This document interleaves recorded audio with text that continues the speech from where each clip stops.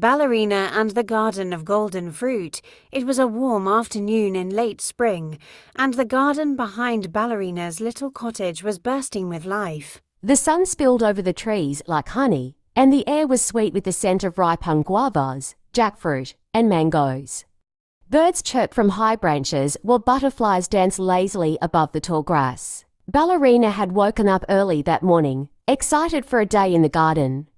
She tied her long hair back with a ribbon, slipped on her soft pink ballet slippers, and brought out a row of woven baskets. Today was the day to harvest the fruit she had been tending for weeks. She moved from tree to tree, humming a soft tune as she picked the plumpest mangoes and gently twisted the star fruit from their branches. She stood on tiptoe like she was performing a graceful pirouette, reaching for a papaya just out of reach. Her tutu caught the sunlight, fluttering like a blossom in the breeze. By midday, Ballerina had filled 6 big baskets, each overflowing with colourful fruit.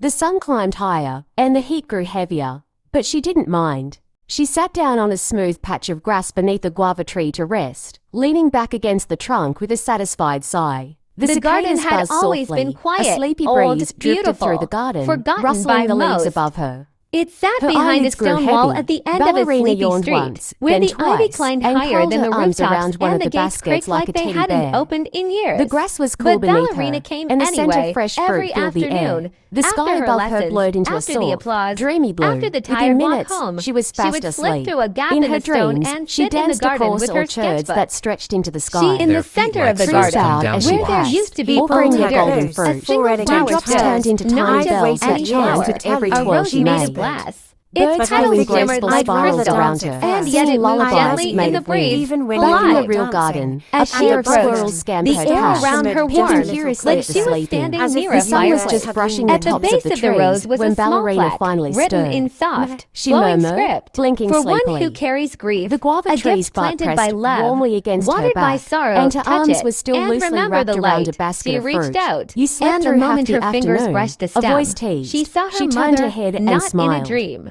Tongue, he sat cross-legged beside her, his cheek resting in his palm. His old Saho drum sat on the grass beside him, though he hadn't used it since early morning. I thought you were helping Auntie Mariam with the Ramadan lanterns.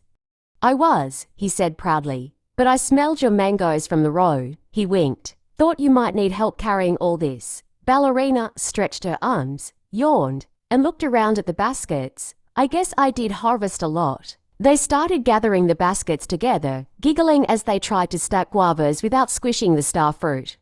But just as they reached for the last basket, Ballerina froze.